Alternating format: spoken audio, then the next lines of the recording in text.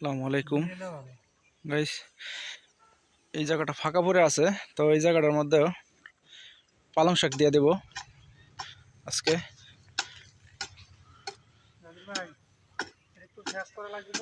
দেখেন এইটুক জায়গার মধ্যে ফাঁকা পড়ে আছে, তো পরবর্তীতে পরে আমি আবার আপডেট দেব। এটা আজকে এই যে লাল শাক বা এগুলো নিরানো দেখাইলাম, তো এই জায়গাটা ফাঁকা আছে।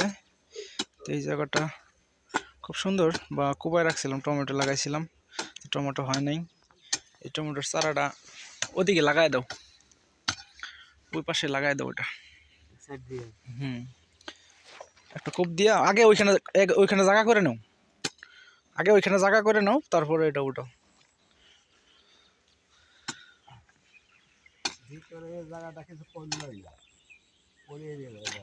এইখানে তো বেগুন গাছ আছে, তাই না? এখানে তো ওই যে একটা বেগুন গাছ আছে, তুমি এইখানে করো, একটা এইখানে করো, এই যে জায়গাটা করো।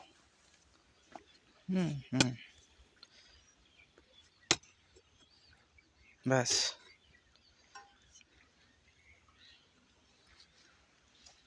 দেখি আনার কিভাবে লাগায়। গাছটা কি তাজা থাকবে না মারা যাবে?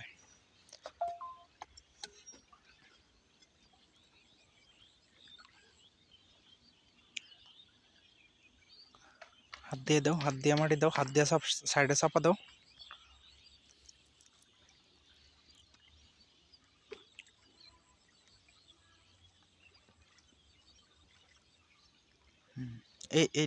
এটাও লাগাও, এটাও এখানে ওটায় লাগাই এই কোনাতে।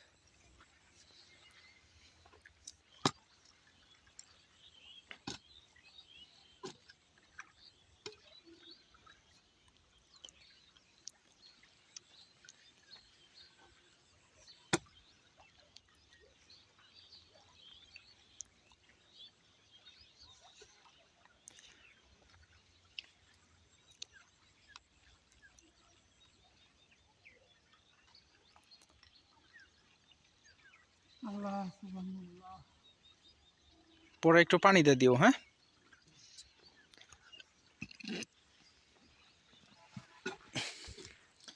তো মাটিটা খুবই দুলদুলা হয়ে আছে, তো এটার মধ্যে শাকটা ফেলাইলেই একদম গাজাবে সুন্দর, বা গজাবে নাকি।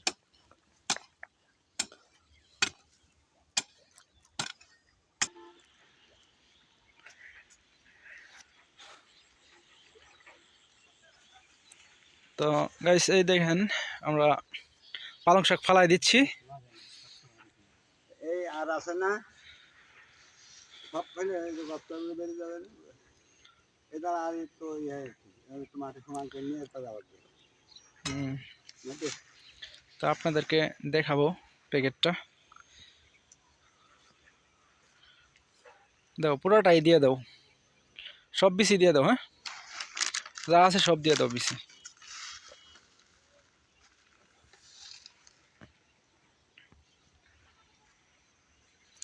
তো আপনারা নিজেদের বাড়ির আঙ্গিনায় এইগুলা শাকসবজি করলে বেশ ভালো হয়, তাহলে আমাদের বাজারে আশায় থাকতে হবে না।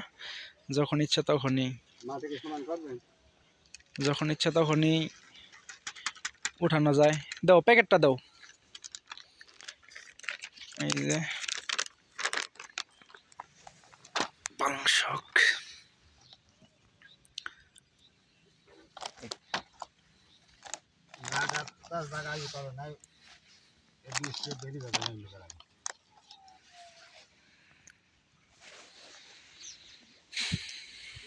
এই দেখেন আমরা হাত দিয়ে সমান করে দিচ্ছি ফেলায়া।